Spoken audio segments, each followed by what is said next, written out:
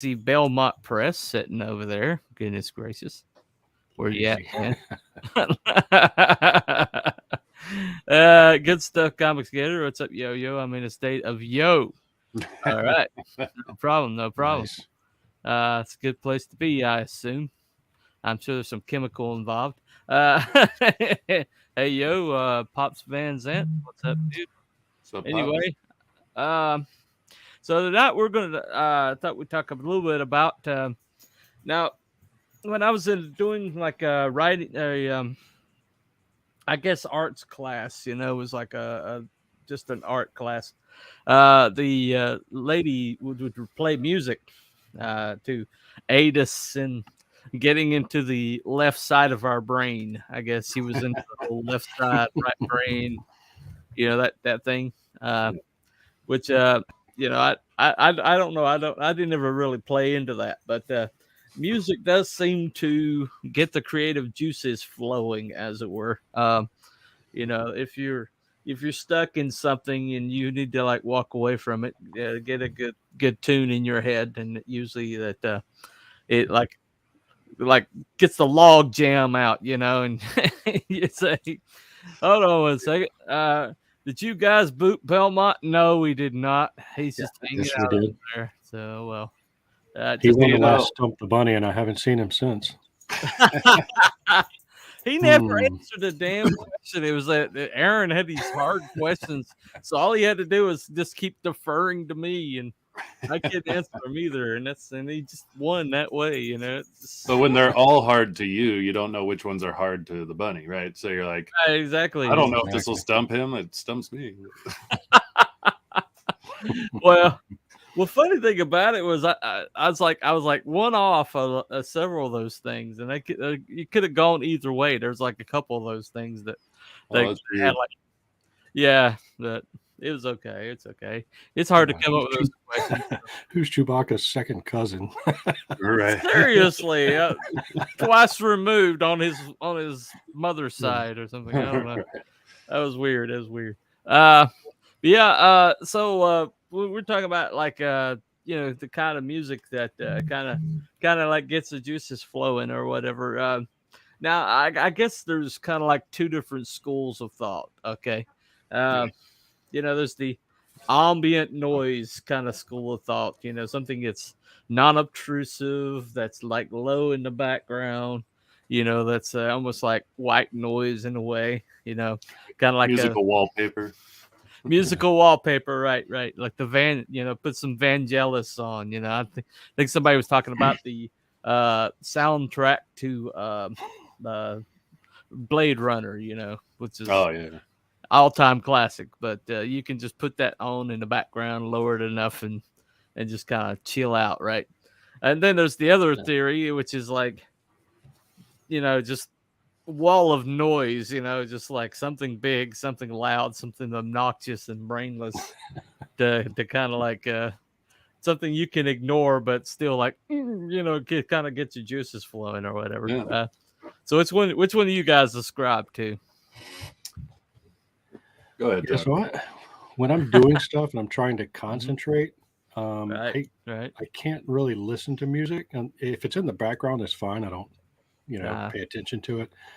Having 5 kids, I've kind of learned to tune stuff out, and like cross for help, yeah, those things. or tumbling fights, up the stairs. I just, okay, you're fine. Get up. It's whatever. You're Go fine. get your mother.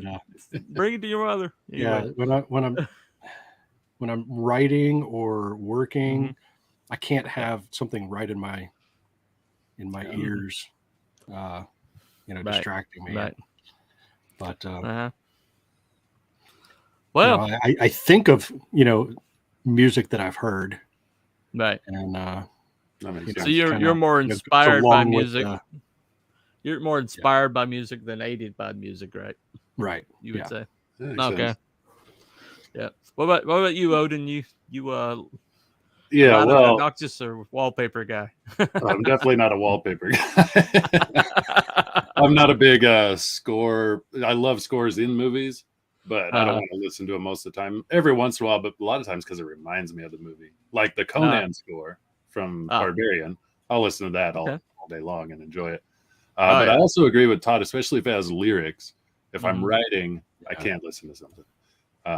Music wise, I think if it's just music, I could probably be okay. But if it has words, all of a sudden I'm writing the lyrics or something, that's how stupid I am. But but drawing, I will listen to all the stuff, good stuff just mentioned right there. Is all good stuff to make a pun. Yeah. Well, let's take a look here. So Rain Radio says Soul Live Nene. Look it up. Okay. I think he's kind of like that. I'm not sure that's how you say that. Yeah, I guess I don't know. Nene, I guess. Nene. I don't know. Nene. Okay. Nene. I don't know. No idea. I'm probably butchering it. I'm Southern, so. Suicidal Tendencies, Primus, Tool, Cannibal Corpse, Pantera, Marcus Miller, Ohio Players. That is a mix. Yeah, that's diverse. Yeah.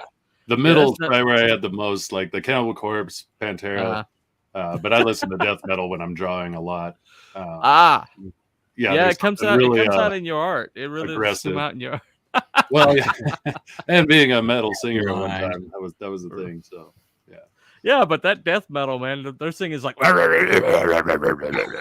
I love it. Well, it's to me, it sounds like physical power in music. It just sounds like so powerful. It's almost like a overload. Well, considering Cannibal Corpse's lead singer is a guy named Corpse Grinder, who's known for having a throat this big around. Known for having a neck stick around. He's pretty good at what he does. I'll give him that. Yeah, no doubt. But if you don't know it or if you don't like it, then you just go, it just sounds ridiculous. But when you're into it, you can pick up on the nuance. That's all. Right. Yeah, when you listen to it enough, it kind of you get the language in it. Yeah. Right. He says, I usually like to try to write to jazz. Okay. That makes sense. Yeah, I can see well, you're writing something called Noirlum. I guess that would kind of like fit the whole thing, right?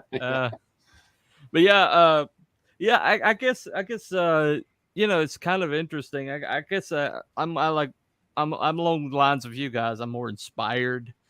I'll listen to music to kind of like get inspired or to kind of like, kind of listen to somebody else's creativity to spark my own, so if you like, I guess it's prog metal or something like that, something that's got some complexity to it, but then you'll listen to something like really simplistic, something that's like just stripped down and it's just like basically a guitar and a guy singing, like some of the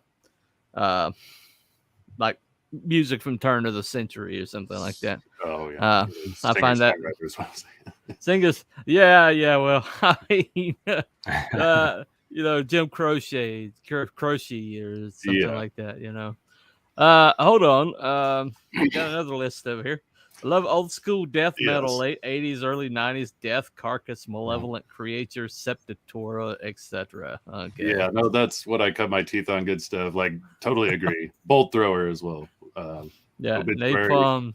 All that stuff. Napalm, saw them a bunch of times. This is all just fun. I mean, it's fun. And it's like kind of like they write their stuff like a horror movie. Right. So again, if I'm making horror comics and like you said, it comes through in my artwork, I'm like, great. That is perfect.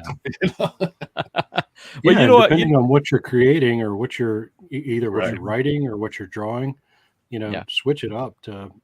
No, that makes sense. When I'm writing a certain scene, I'm thinking of a certain song or a certain genre, and I kind of write to that beat almost. Well, it's the whole aesthetic. So you're seeing the scenery, you're seeing everything. So you're going to hear the music like your own soundtrack. And that makes sense, even if you're not actually listening to it. Right. That music will inspire the drawing or the writing because you're trying to paint that picture, and music is part of the picture we paint. Yeah. It's another form of creativity. I think when yes, right. You know, I'm a writer. You're an artist, also writer. But when you like when you're really in the groove and you're writing good stuff and you know it's good, Right. it's almost like composing music. You know, you know, things are coming together. You know, you're like you find the beats, you hear the characters talking, or you know, you kind of like get it in your head. The cinema in your head is just moving. You know, and Yeah. and you know, I guess a lot of that creativity, like it all comes from the same fountain. You know, Yeah. and I guess I'm a little existential where that stuff's concerned. I think you're like excavating or tuning in to. Same here. I think it's the most godlike we can be is creating things. I often think of in the Bible it says, you know, created in God's image, and I always think creativity is one of those things that's like really as close to godlike, because you are being God over your world that you're creating. You know, they do what I tell them to do. I can kill people. I can raise people back from the dead. I can do whatever I want. Are you a benevolent God, or are you an angry God? Well, depends on which character you ask. That's a good point. That's all perspective. Yeah. Yeah, I do have some characters that are like, man, God's an asshole. Right. He's being so mean to me. Yes, I am. Yes, I am. Yeah. I do feel guilty sometimes. I do feel So do you guys have a different soundtrack for different characters? I could. I don't think I specifically do, but I could. Well, yeah, I think I could probably come up with a playlist for each individual character. Right. You know, if you know that you know your character well enough, you kind of know what their taste would be. You know, you kind of know, you know, what the way they think, the way they view the world. You know, yeah. If you're a good writer, that is. I mean, well, yeah, you see some of this stuff and it's like that's just the self-insert. So you know, their taste or you're going to be your. They all have the same playlist and boring as right. Yeah. Well, you know, the old helps with. Go ahead. Okay. I think that kind of helps with you know, writing the characters differently. Right. You know, having, you know, thinking about like what would they listen to, or how do they sound when they talk. Yeah. It's actually a good exercise, I think. Like, what would they be listening to when they're not in scene? You know. Yeah. Right. Like like I got a character would definitely be into John Philip Sousa. I'll just say that. He definitely like a good march, you know. It would appeal to him, right. You know. That comic Scud, they would put like a soundtrack, like you should listen to this for this part or for this part. And I always thought that was a great idea. And then James on Magnificent Bastard, he's got like the waveform of certain songs that he copied and pasted in there. You know, he's trying to like not let it out which songs they are. I've learned a few. Yeah. But watching that, he did a trailer for Magnificent Bastards 2 the other night. Yeah, I did the voiceover. And okay. Well, nice. Yeah, okay. Now I reflect it. Yeah, that was your voice. Jeez. It was me. Now you know. That sounded familiar. Yeah, I was like, who is that? Okay, anyway. But he's operating on a different level. I mean, the first, you know, when you first look at his project, it looks just like batshit crazy, like somebody somebody that watched too much Monty Python growing up, you know, and and maybe threw in a lot of Douglas Adams, but you know, but what's on that trailer last night? I was like, holy crap, he's got like a lot of different levels going on here, and it's a lot more complicated than you gave him credit. But so, out of anybody in this world besides James himself, I probably know the story the best. And I can definitely vouch for it's all of the above. You know, it's absolute insanity, but it's layered, well thought out, intriguing insanity that's going to carry you along in a really fun, really deep way. So, I think everyone's going to be blown away, especially as this starts rolling along. He's talking about doing like 30 plus now. So, right. Well, I mean, he might be autistic, but he's autistic savant, you know. I know he's got the idiot part down. We'll see about this. Idiot savant. Yeah, definitely. There's a Still little outstanding. tard. There's a little tard there. Little tard. Anyway. No, he's a mad genius in a lot of ways. Right. I'm really digging what he's showing me. I love me some Les Claypool, Marcus Miller, Bootsy Collins, Victor Wooten, Stanley Clark. All great bass players. Yep. It must be a bass player because those are like the best. Victor Wooten, yeah. Ridiculous. Yeah, Wooten's a little disgusting. Yeah, I like I like a lot of those guys that like did the guy that played with he's a bald-headed guy, and he played with both King Crimson and Peter Gabriel. He's pretty incredible. Leland Sklar is also a favorite of mine. But guys that actually, if he played with King Crimson, obviously he knew what he.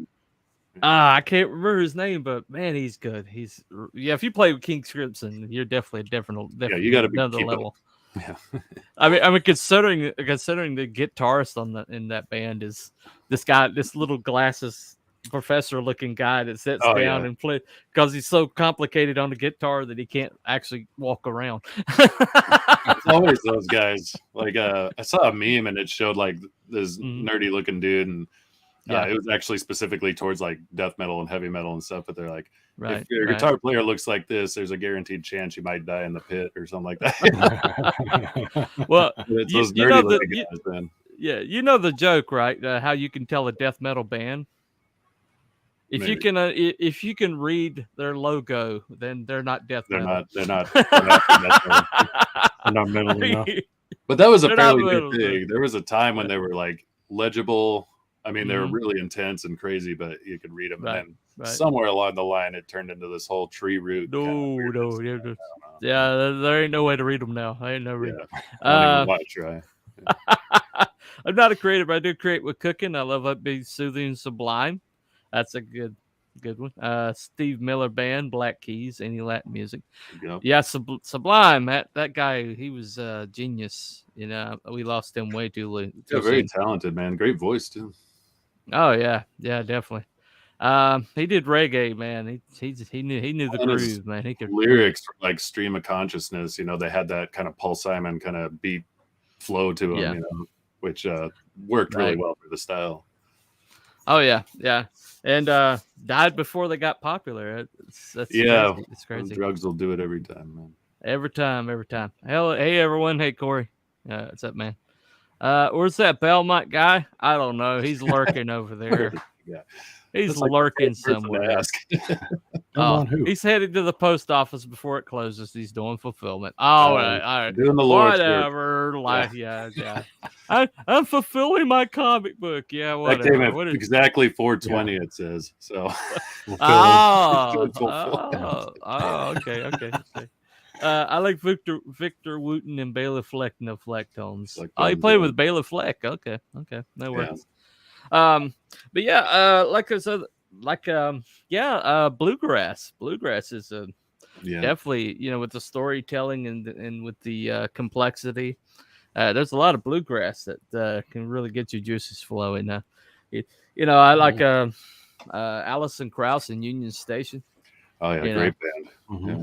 Everybody knows they're they're kind of like radio friendly hits, but that band is like an all-star band. I mean, she got her bluegrass stuff is way better than her kind of like top 40 stuff, you know. Oh yeah. But she's got that voice, man. That voice is perfect.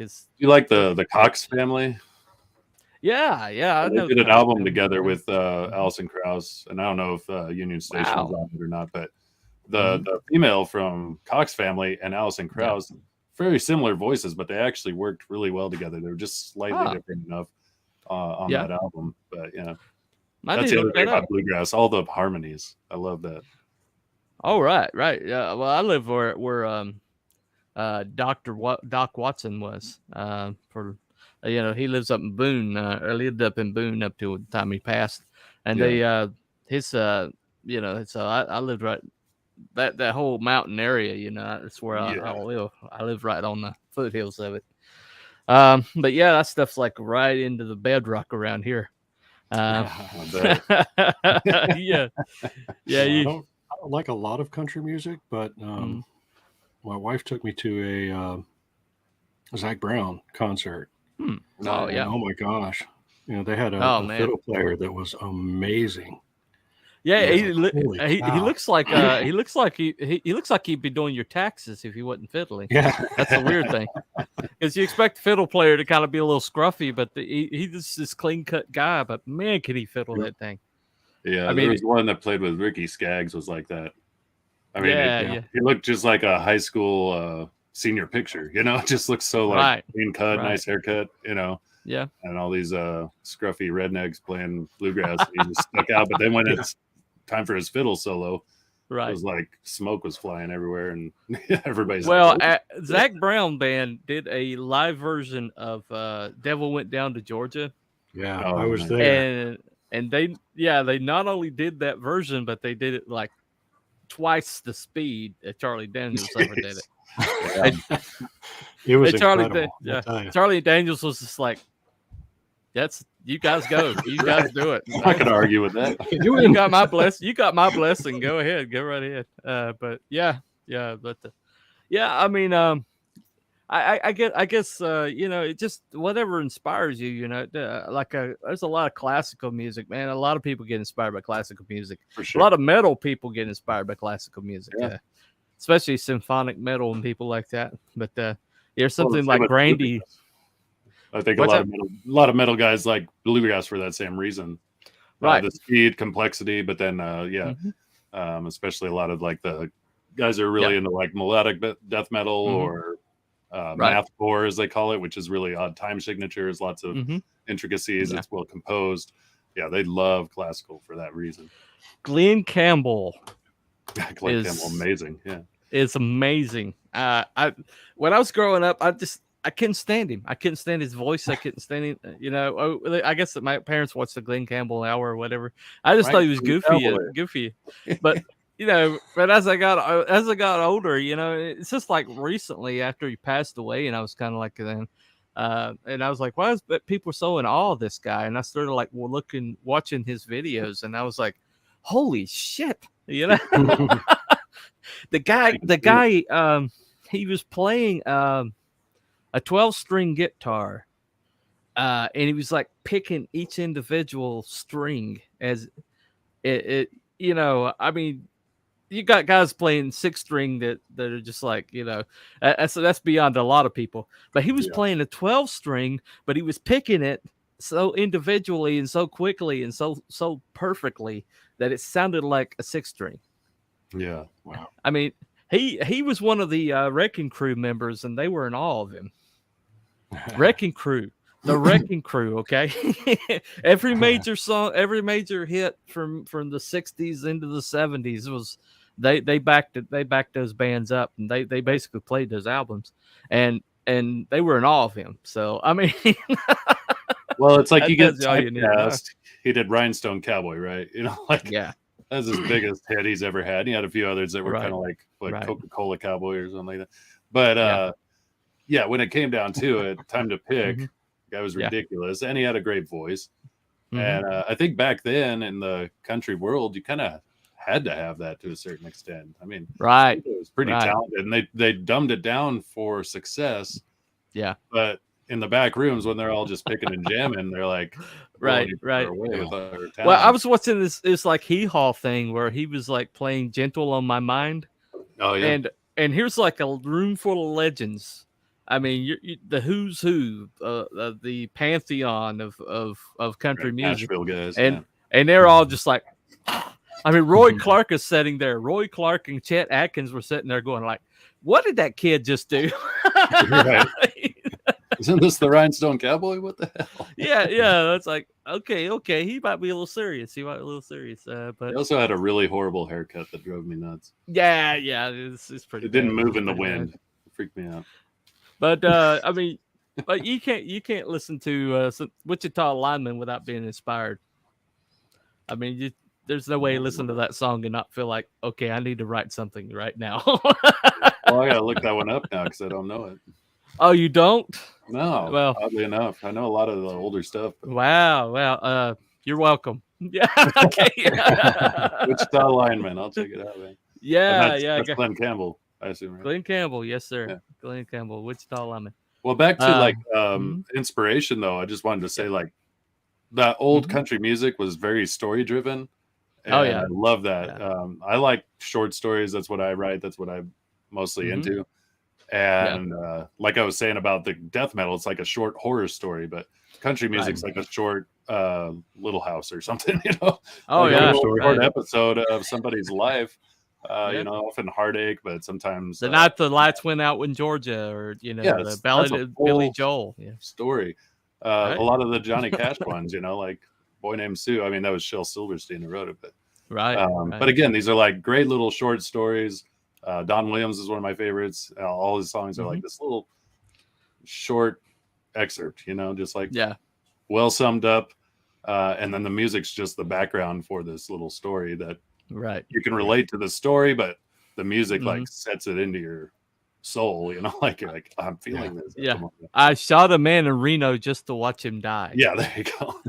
Great opening line. I love that. Holy crap. Holy crap. That's a line. That's a line.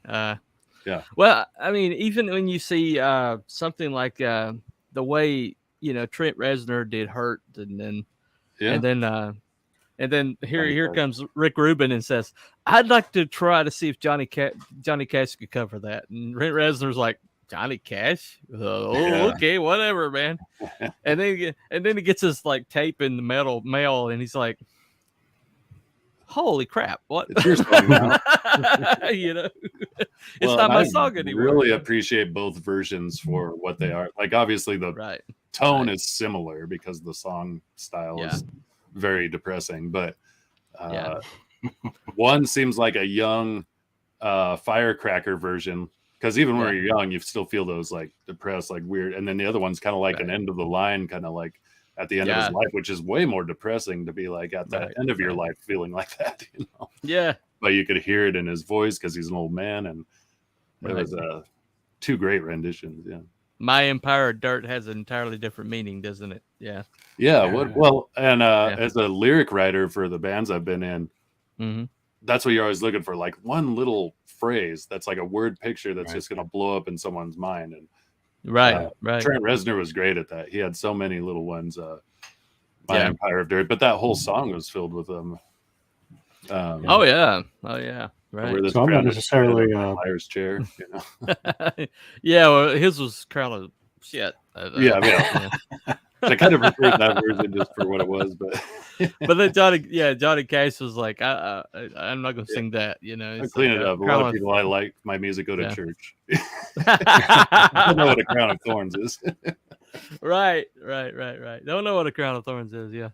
Well, I mean, you know, I get inspired by you know, my housemate gets inspired a lot by show tunes, you know, and you'd be surprised at the complexity of some of these show tunes, you know, like some of Sondheim stuff. You know, he's kind of introduced me to a lot of stuff, like Being Alive. You ever hear the song Being Alive from Company? Listen to that sometime. A lot of those I know by audibly. I would hear it and go, "Oh yeah, you're right."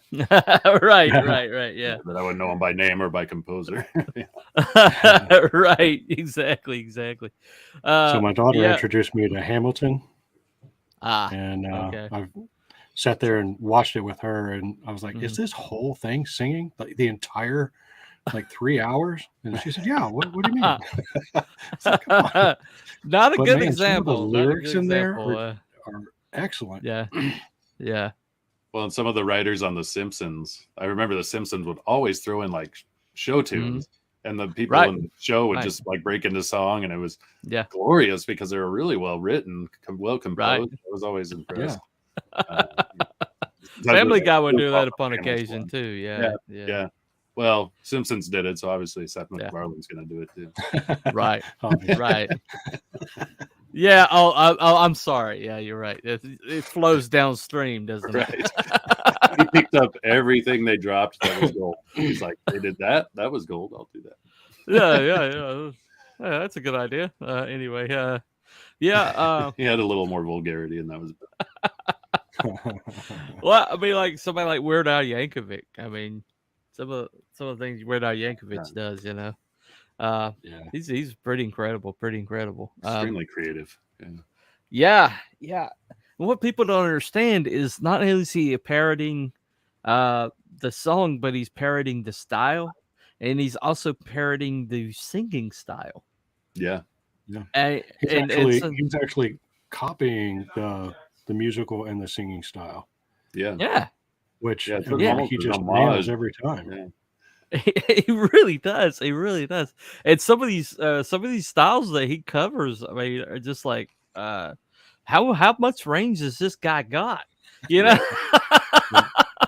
Because you said there, he's a hell of an accordion player too. Oh gosh. I actually learned the accordion when I was young, and the place I would go learn, they had like this giant Weird Al poster on the wall. Yeah. He was the god. He was the accordion god. Yeah, Nature Trail to Hell, the accordion solo in that is stunning. It's stunning. It's so good. But that's my favorite song by him, Nature Trail to Hell in 3D. Nature Trail to Hell. Was that a direct parody or just a funny song? Because he had a lot of songs that were just funny. It was just a funny song. He was like doing a trailer song for a fictitious horror film. It's about a maniac who finds a Cub Scout troop. Wow, it's pretty macabre. Pretty macabre. Well, it sounds a story right there. Like a great story. It sounds like an awesome story. There you go. One about relationships. It's eluding me the title, but dang it! I totally have the video in my head and can almost picture the music, but it's not there. You Don't Love Me Anymore? That might be it. Yeah, where he's talking about this woman's trying to kill him. No. It's like you don't mind me asking what's this poisonous cobra doing in my underwear drawer? Sometimes I get the feeling you don't love me anymore. It was similar to that. The one I'm thinking of was kind of different, but he was basically talking about how he doesn't want to see her, and he was just going through all of these like ridiculous. I'd rather have my skin peeled off and rolled in salt, and he's like just going on and on forever with all these. Then to spend just one more minute with you. To spend one more minute with you. That's the name of it. Yeah. Sorry, I'm a weird aficionado. Such great writing. Oh, it's great. My kids, so my daughters are pretty young, but all totally love UHF. Yeah. What I realized is his comedy speaks to this generation. It really does. It's almost like right up their alley, so they love that movie. Yeah, it's ADHD. It's totally, But they don't get any of the references. It's so dated, and he uses a lot of those references, Right. They don't know who, they don't know what Money for Nothing and Dire Straits and that whole cheesy 3D animation that was 80s, They just watch it and go, oh, interesting. He wrote a song called about the, and they don't even know who the Beverly Hillbillies are either. So, like what he's actually spoofing, they don't know that either. Yeah, but they just love his style of comedy. Silliness. That was like the worst timing of any movie release in history. I think it was like four major blockbusters came out. I think one of them was Titanic. It came out like the same time as his movie, and it's just like. Just squashed him. He said that he tried, doing movies once, and that's it. That's not his talent. Michael Richards was in UHF. Oh, he was good in that. Seinfeld. Yeah, he was like stole every scene he was in. It was just pretty incredible. Or Transylvania 65000. You ever see that? Yeah, Michael Richards in that. I die laughing at everything he says, everything he does in that movie, and this was. Even before UHF, I think, was Transylvania 65000. Right. Yeah, it is before that. Yeah, a great physical comic. Yeah, bounced around a while before he found his role. That one role. I kept seeing Jim Carrey and stuff before he broke it. It broke big. Twice Bitten. I think the name of this one movie I saw. Oh, is that the vampire one? The vampire one. Yeah. Yeah. I love that movie, but he played it straight the whole way. High strung. I thought his first name was In Living Color. No, he was around a while. Yeah, you knew it was a matter of time, though. The talent. I mean, well, he did a lot of parodies or impressions. Yeah, and one day he just decided that I can't do impressions anymore because this is a dead end, so he stopped.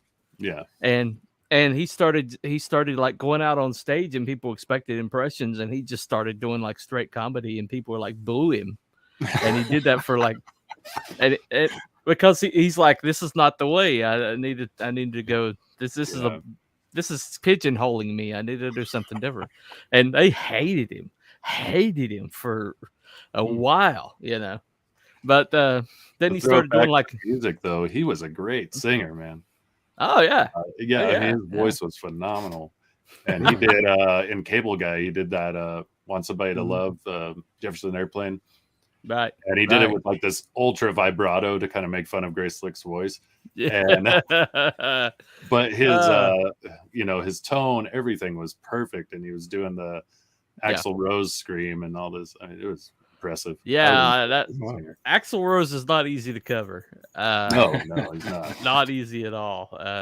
I used to think he was. I just think he was horrible, but then I kind of like got a little bit of training behind me, and I started listening to sweet, like Welcome to the Jungle, and I was like, for the master. Holy crap! Well, and he had a pretty deep voice, so he could do baritone, borderline bass stuff, and then. Obviously, but a lot of the high stuff was really falsetto, but it was this mixture. It was really weird. So it's hard to emulate. Jeff Tate. Oh, yeah. Jeff Tate's got he's got the range of, I could do all his lower register stuff, but there's certain notes he hits. I'm just like, forget it. No. Take Hold of the Flame, Tokyo. Oh, yeah. The Tokyo concert. That's an encore. He does Take Hold of the Flame and hits a high G like 4 times. It's like, you suck. You suck, man. You suck. You're so good. You suck. I saw him fairly recently, and he just nailed every note. Oh, really? He doesn't look like back in the Queensryche days. No. He's bald now. Kind of looks like a wrestler because he's really ripped. Yeah. But hit every note like flawless. Yeah. Jack Black is another one that surprisingly has a really good voice. Who's that? Jack Black. Jack Black. Holy crap. Jack Black. Yeah. Insane. What? Oh yeah. Amazing voice. He did one of the best Star Spangled Banners I've ever heard. I don't doubt it. Look it up. Incredible. He did a version of More Than Words. Oh yeah, I saw that with Jimmy Fallon. And he slid up to the high note, and it was so tight. I was like, holy crap. He sounded better and smoother than the recording. Yeah. I was blown away. Amazing. And then he was making fun of it on the video, which was hilarious because he was doing all the movements. Oh yeah. Him and Jimmy Fallon did an awesome job on it. I was like, holy crap, this is better than Extreme. Yeah, exactly. Better than Extreme. Yeah. Plus, it's funny. It makes you think that he can't do anything because he's such a jokester and doesn't take anything seriously, but he's really good. What's up? Let me hit these right quick. Got hello Edgar Winter's Son. I can only make love with Wham. Freedom playing in the background. Well, that sounds normal. 24 Eyes. Hey man. So 24 Eyes. Speaking of that, I saw this guy does he's called the Professor of Rock. One of the best shows about all music, but he did this talk about there's a duet between George Michael and Aretha Franklin. And George Michael was just like, this is just out of Wham, and he was just about to launch his solo album. And he did this duet with Aretha Franklin. And Aretha Franklin, she kept like trying to be nice to him, but he wouldn't like come out of his shell.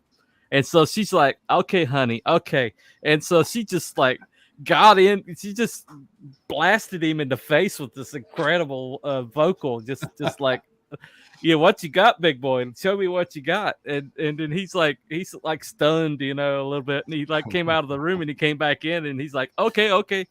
And then he started matching her energy, and he's an incredible voice, She and became his mother figure. Exactly. but she's like, honey, don't waste my time, and she just like blasted him in the face with this incredible. You can only imagine though that he's probably pretty blown away by singing with her. Yeah, right? he's singing with Aretha Franklin anyway. But she's like, I'm gonna make you look sick unless you do something here.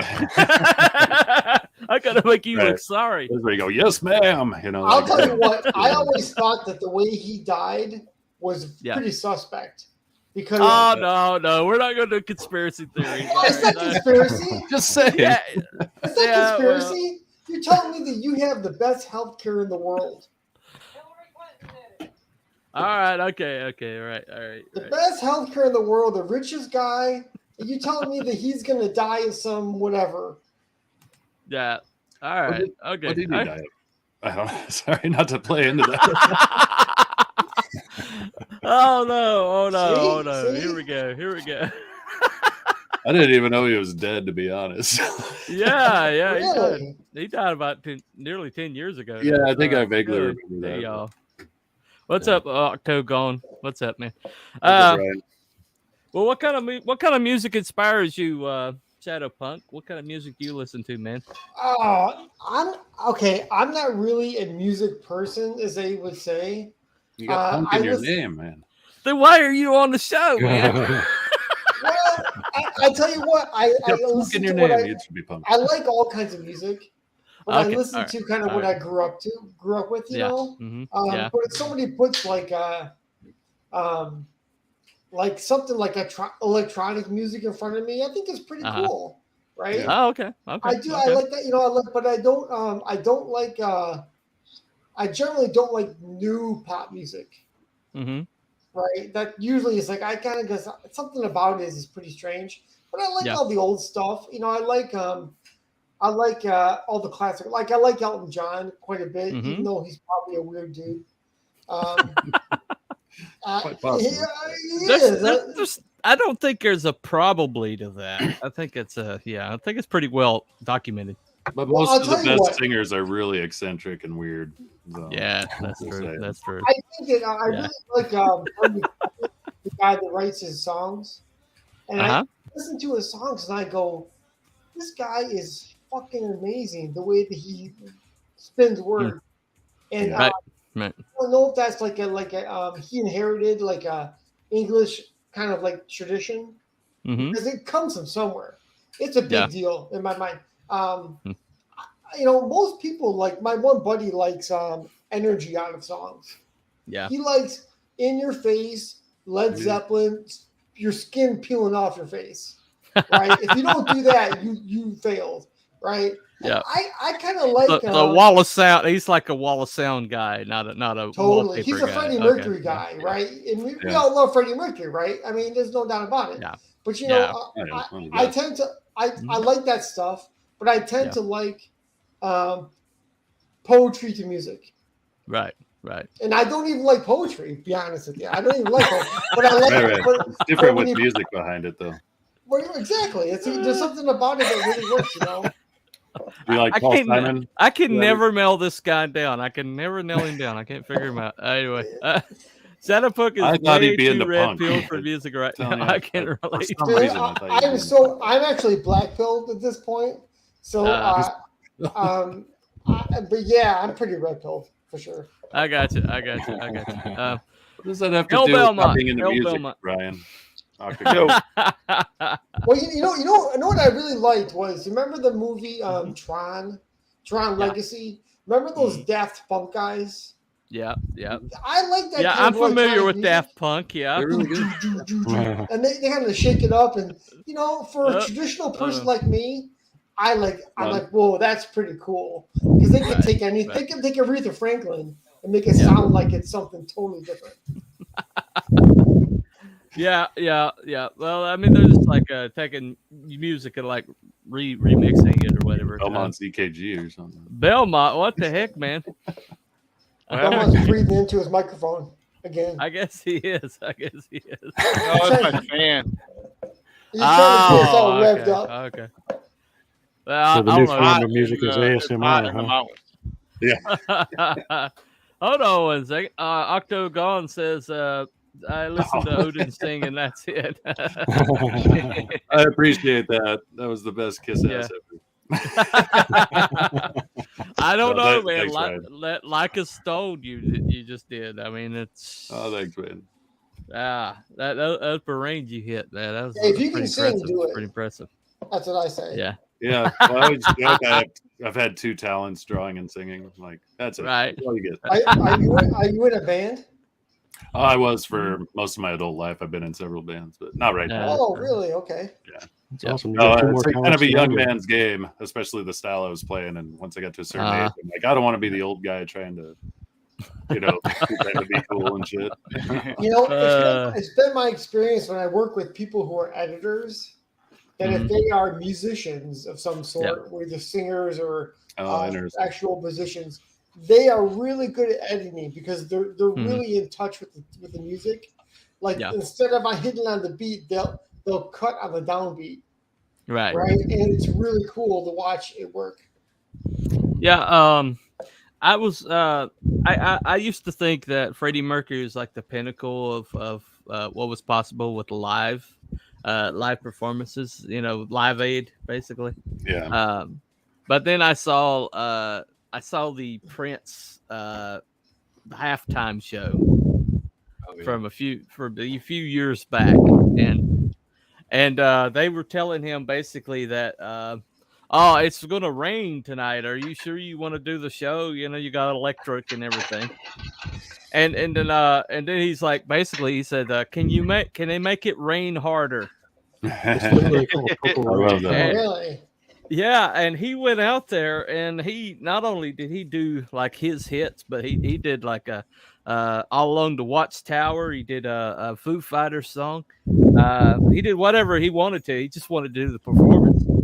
And there was this moment they did Purple Rain, and he cut into the guitar solo, and they put this like silk sheets up, and they lit him from the back. So everybody around could see him do a guitar solo from like a silhouette, but it was like a couple stories high, the way they had it lit. And he just, he's in pouring rain, man. Pouring rain. Really? And he just absolutely killed that performance. It was beautiful. It's one of the most inspiring things I've ever seen. Punk rock, man. Let me ask you guys about Prince. What do you guys think? he's a believer. Right, he believes in Christ, and he was a Jehovah's Witness. Okay, as kooky as it is, it does still count. Yeah. Okay, it's different. It's different. Is it that much different?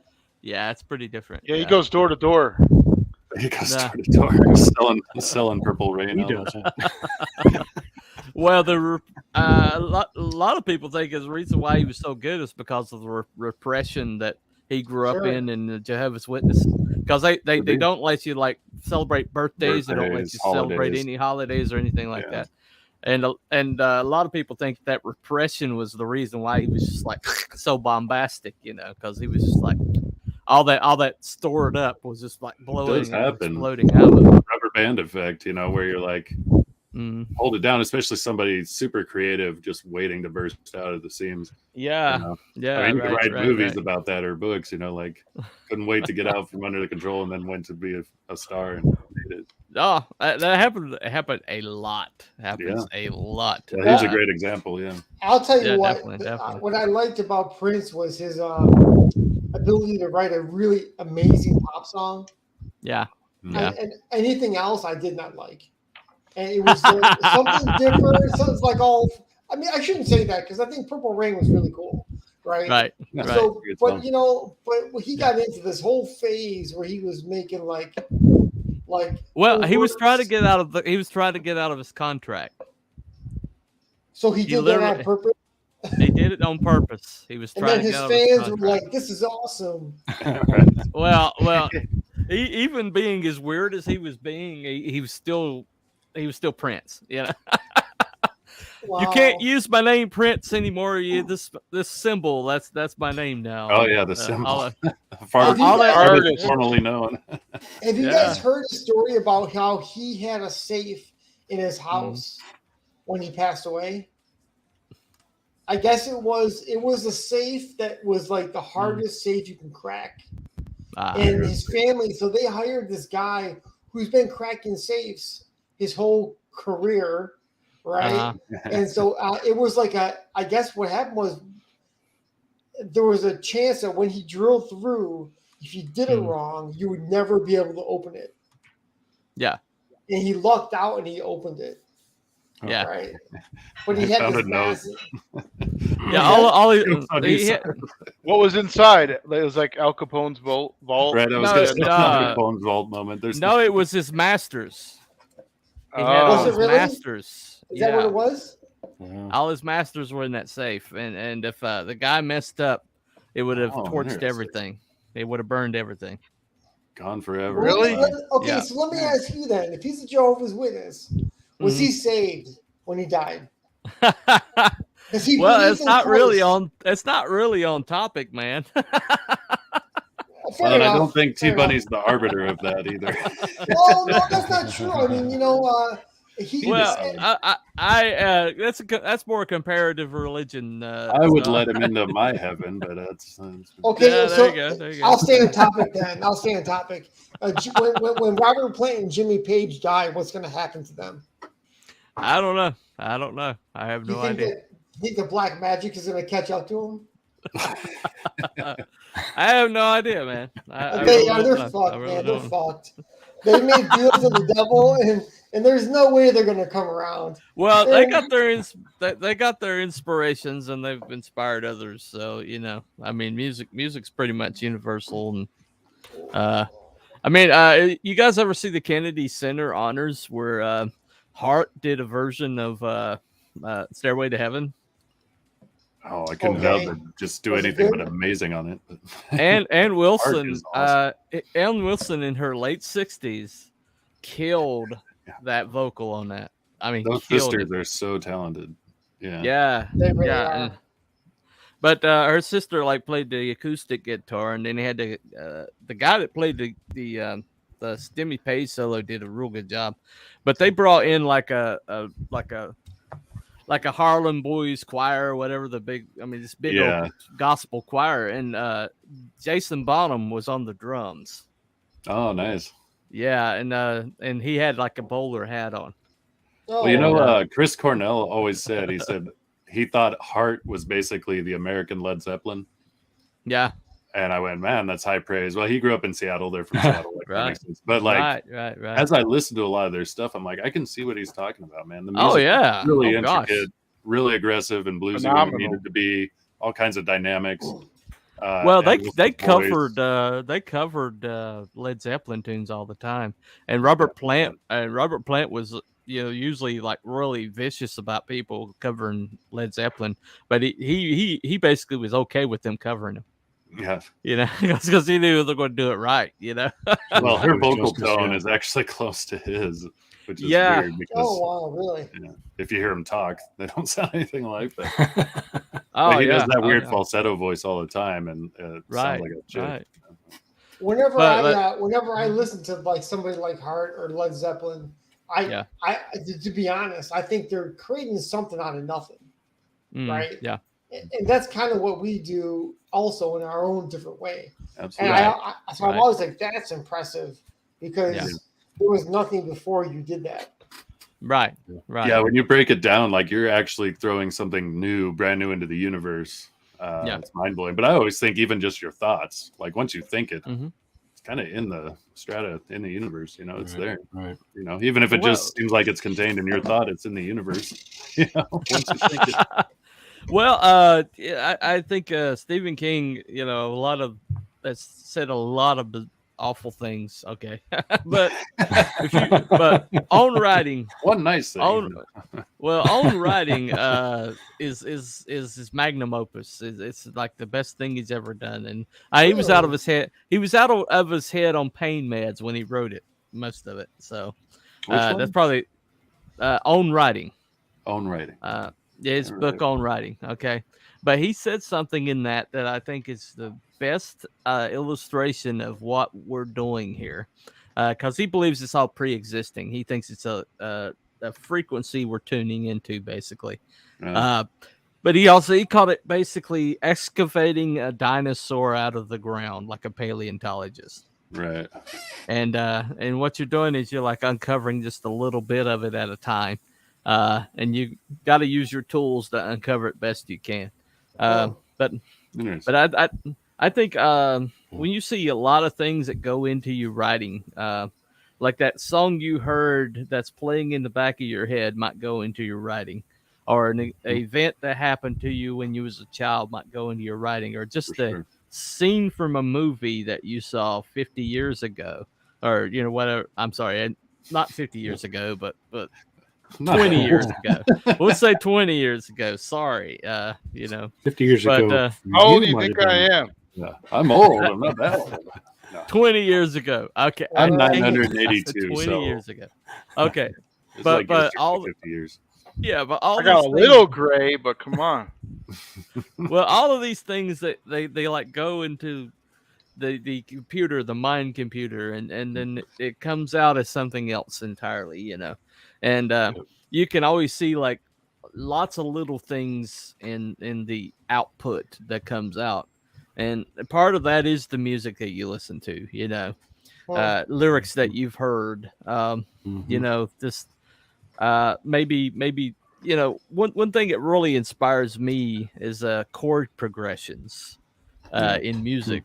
If you ever listen to Alice in Chains, they would do like these really odd chord progressions, and it would just like hit you a certain way. That like Angry Chair or something like that. But they would have such an odd song, but it would just like there's something about it would resonate with you, Well, and just that title, Angry Chair, and then with this deep dark song that's kind of slow tempo. Right. It drove me nuts. I'm like, I don't know what they're talking about. When I was a kid, when that came out, and I was like, Angry Chair. So I just pictured, again, you get like visual, pictured a guy like sitting in a chair in some crazy ass room, from a horror movie all by himself, just going crazy by himself. But again, we're just a product of all these little things. Well, speaking of like chord progressions, like if you ever wondered why songs stick in your head, what is it that makes the sound remain in your head? You might wake up a week later and still remember the song, and like it's kicking through your head, right? And I think there's something about like the rhythms and there's an actual formula, that's why they do everything now to that formula, and it makes everything like sound the same. But they determined a formula that was like would make a song stick in your head, and so that's why soundtracks. Right. But I was like, in your head are the ones that deal with the devil. Yeah. Okay. Well, there actually is a chord progression. That's part of the Devil's. Is it really? The Devil's Triad. It's called the Devil's Triad, and it was actually outlawed. Larry uses it a lot.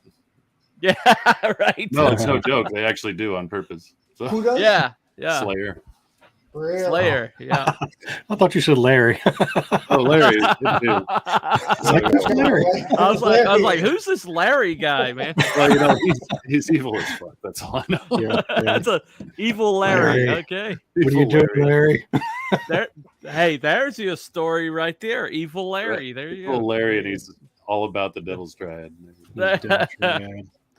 Well, the whole Charles Johnson that supposedly sold his soul at the crossroads for ability, and that's all sorts of stuff like that, all mixed into musical, as you go. Like Led Zeppelin was, I think Led Zeppelin 3 was recorded in a haunted house. Yeah. a haunted castle, basically, And they recorded Blood Sugar Sex Magic. Red Hot Chili Peppers was in a murder. They call it the murder house. Yeah, that's been a notorious saying. And then Jimmy Page was notorious into like the occult and big fan of Crowley and And they supposedly sold their soul, and you wonder how much of that is like unscrupulous marketing. Right. Like, hey, if we tell people this, it's definitely gonna satanic panic. The whole satanic panic, right? Well, I don't think that. I think that's real. I think that if you're a young person, you're gonna fall into that trap.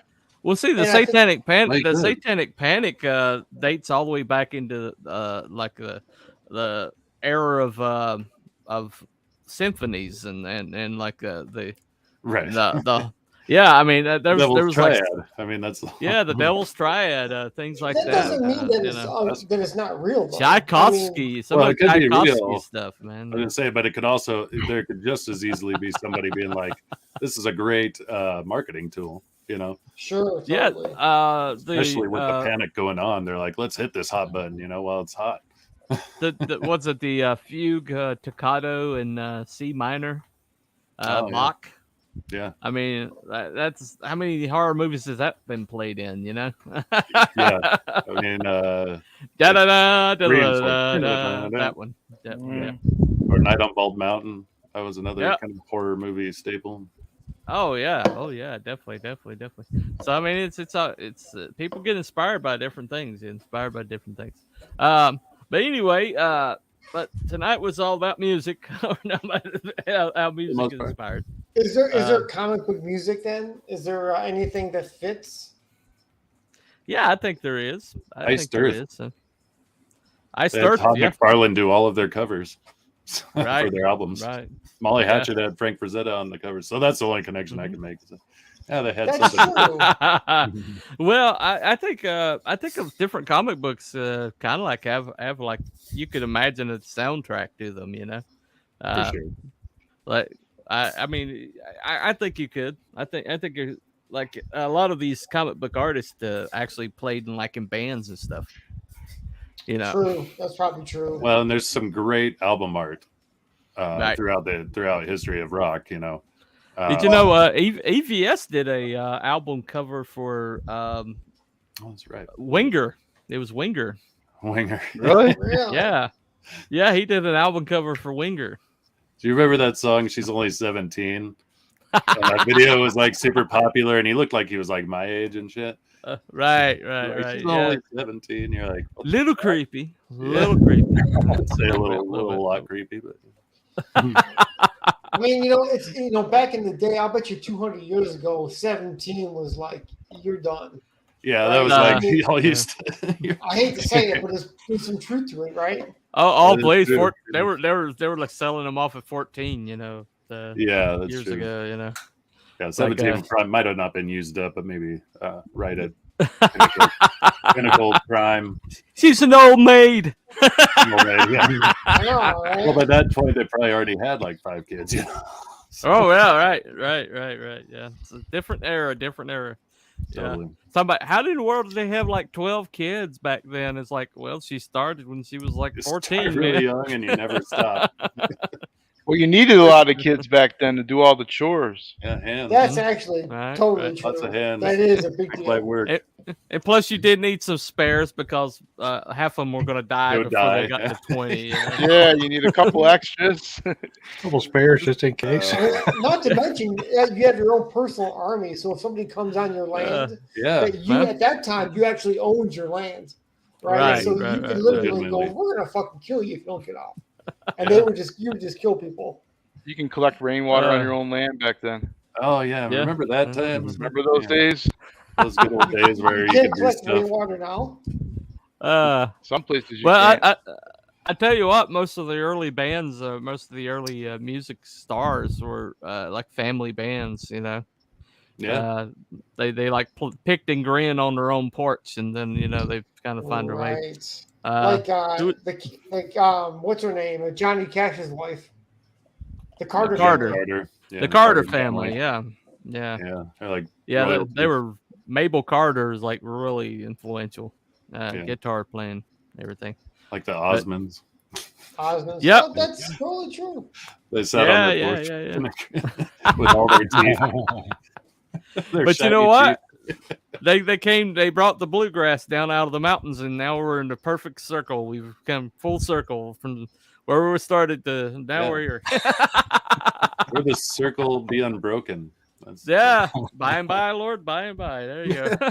Anyway. I'll tell you what, when they get that bluegrass stuff just right, it's powerful. It's really great stuff. It is really. I see Justin finally showed up. Yeah, he drug his butt in here eventually. Anyway, fashionably late. Yeah. We're filling lots of books though. This is awesome.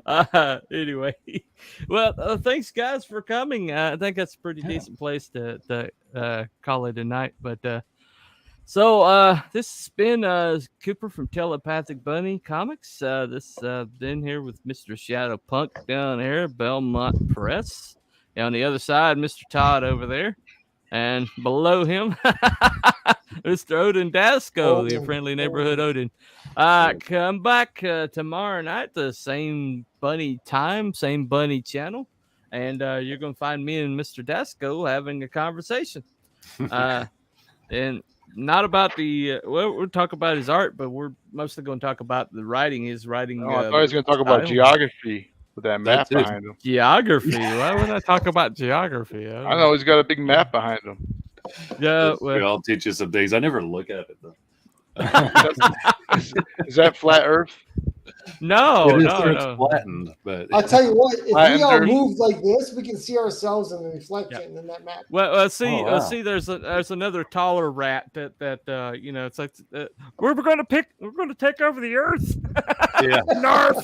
That's what I always thought. I thought it looked like I was like a super villain with Pinky in the brain. You guys gonna play like where I'm gonna like kill and turn it into a board or something.